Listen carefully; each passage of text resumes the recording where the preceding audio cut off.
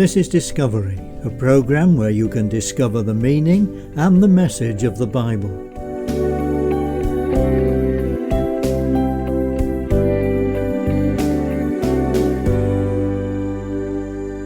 Hello and welcome once again to the Discovery program.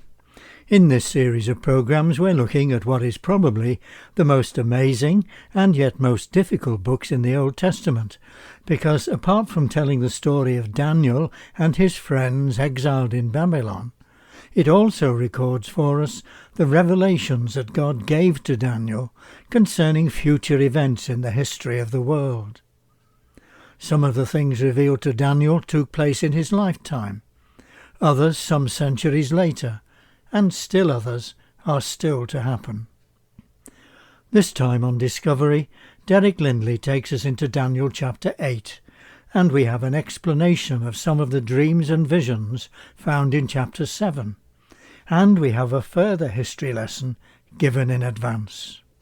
Daniel chapter 8 focuses on details of two of the four kingdoms highlighted in chapter 7. The date line is around 551 BC, and it is 2 years after the dream and visions in the previous chapter. Daniel saw himself in the citadel of Susa, some 200 miles east of Babylon. Susa was the capital and the location of the royal palace for the rulers of Persia. In the vision, I was beside the Ulai Canal, verse 2. Daniel says, I looked up, and there before me was a ram with 2 horns, standing beside the canal, and the horns were long, verse 3. I watched the ram as it charged towards the west and the north and the south. No animal could stand against him, and none could rescue from his power. He did as he pleased, and became great, verse 4. Daniel is told in verse 20 what all this means, so there's no need to invent an interpretation. The 2-horned ram that you saw represents the kings of Media and Persia. The ram ruled for nearly 200 years. The Medo-Persian armies marched under a flag with a ram on it. The vision was prophetic when given, but we can look back in history and see how it was fulfilled. Persia did have a vast army of over 2 million soldiers and expanded the empire westward to Macedonia, north past the Caspian Sea and south through Egypt. But that's not all that Daniel saw. Suddenly, a goat with a prominent horn between his eyes came from the west, crossing the whole earth without touching the ground, verse 6. The goat attacked the ram furiously.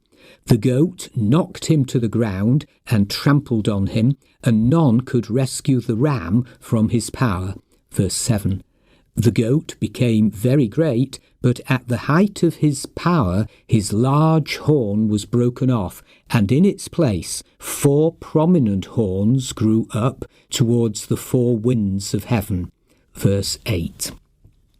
Again, there's no need for guesswork. Daniel is told in verse 21, the shaggy goat is the king of Greece, and the large horn between his eyes is the first king. The he-goat with 1 horn was Alexander the Great. With unprecedented speed, he conquered Asia Minor, Egypt, and Mesopotamia. Within 3 years, he'd crushed all Persia, converted the culture to Hellenism, and was pushing on to India. This prophetic vision foretold the conflict between the Second and Third Empires and the struggle between East and West, Asia and Europe. After years of infighting, Alexander's 4 generals divided the kingdom in this way. Lysimachus took Thrace and Bithynia, that's Turkey. Cassander took Macedonia and Greece. Ptolemy took Egypt, and Seleucus took Syria.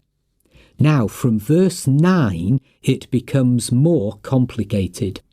This prophetic vision has a double fulfillment, where the near fulfilment foreshadows the far.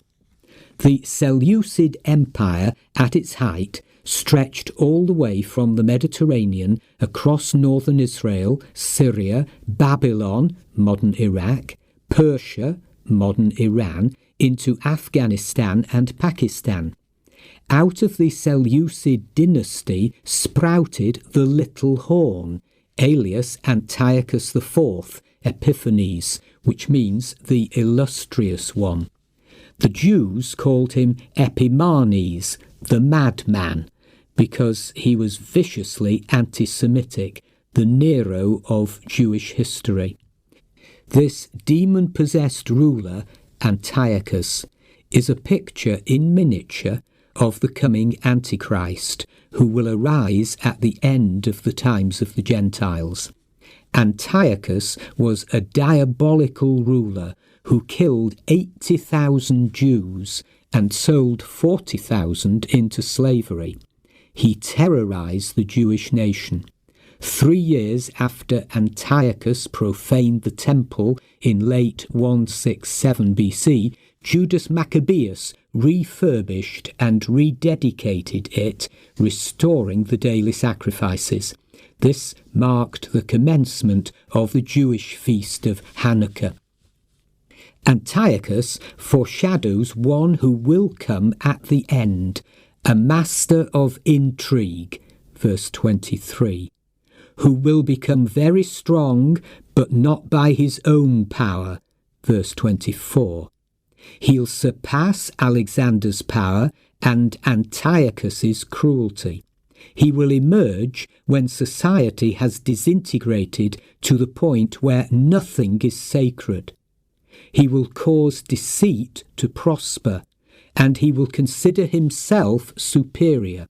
He will take his stand against the Prince of Princes, yet he will be destroyed, but not by human power. Verse 25. Gabriel says to the prostrate and terrified Daniel, still in a deep sleep, I am going to tell you what will happen later in the time of wrath, because the vision concerns the appointed time of the end. Verse 19.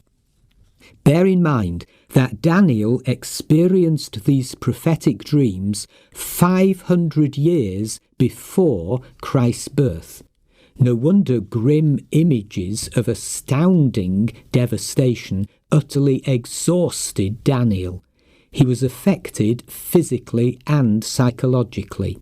He had a vision of what Moffat, in Matthew chapter 13, verse 14, translates as the appalling horror standing where he has no right to stand. The chapter closes with, I, Daniel, was exhausted and lay ill for several days. Then I got up and went about the king's business. Verse 27. Thank you for listening. Do join us next time. Until then, on behalf of Derek Lindley and all the Discovery team, goodbye.